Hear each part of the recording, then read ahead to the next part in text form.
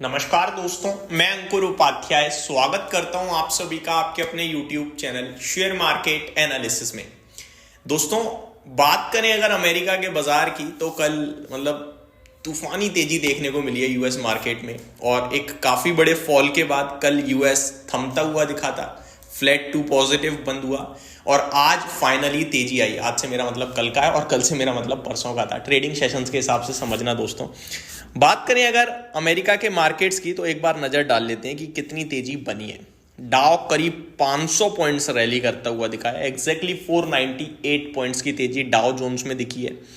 Nasdaq index more than 1% ऊपर बंद हुआ है। S&P 500 ऑलमोस्ट 1.09% बंद हुआ है एंड रसल 2000 ऑलमोस्ट 1% ऊपर बंद हुआ है। इस बीच में अमेरिका में विक्स 24% टूटा है दोस्तों। तो ये दर्शा रहा है कि थोड़ा सा फियर फैक्टर कम हुआ है, अमेरिका में तेजी आई है, इन्वेस्टर्स के चेहरे पे खुशी लौटी है।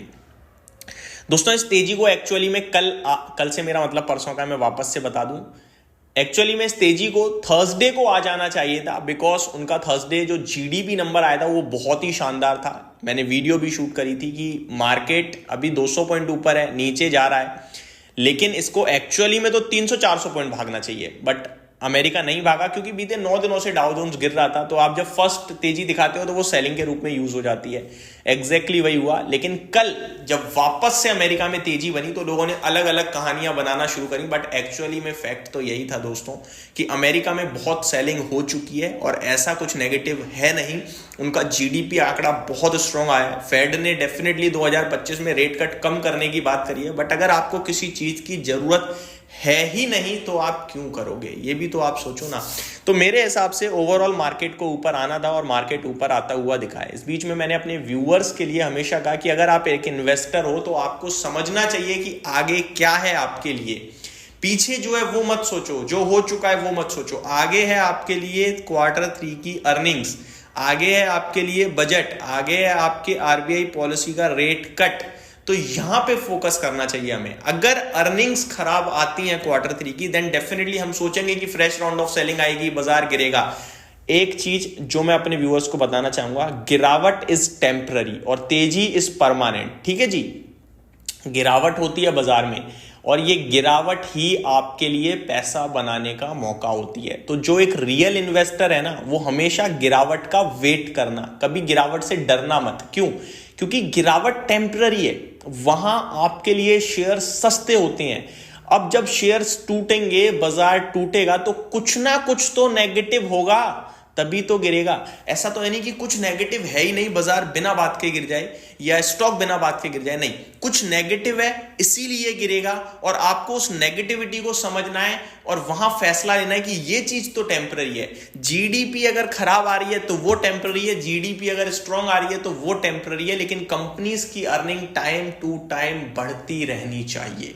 सबसे इंपॉर्टेंट होती है अर्निंग्स। अगर अर्निंग्स ठीक है तो कोई टेंशन लेने की जरूरत नहीं है। अगर अर्निंग्स में प्रॉब्लम है तब आपको टेंशन लेने की जरूरत है। तो अभी Q2 खराब था लेकिन उस पर हम नेगेटिव रिएक्ट कर चुके हैं। अब Q3 आ रहा है, वो अगर ठीक हो जाए कोई दिक्कत नहीं है, बाजार वापस ऊपर जाएगा।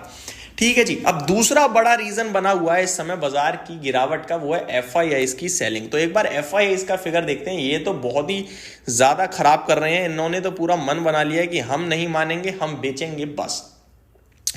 3597 करोड़ की कैश मार्केट में कल FIIs की सेलिंग का फिगर आया। DIIs का बाइंग फिगर था 1374 करोड़ का, तो ये ठीक है, बट बहुत छोटा फिगर था बाइंग का, इसलिए उतनी खुशी नहीं हुई।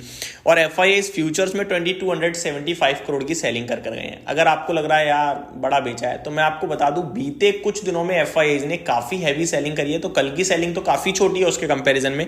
मैं टोटल करूं तो ये 3600 और 2200 को अगर मैं इनको इंक्लूड करूं तो करीब आपका 36 और 56 58, तो करीब 6000 करोड़ की सेलिंग है, जिसमें बीते कुछ दिनों में अराउंड 10,000 15,000 इस तरीके से सेलिंग आ रही है। 10-15 हजार करोड़ की सेलिंग का फिगर आ रहा है।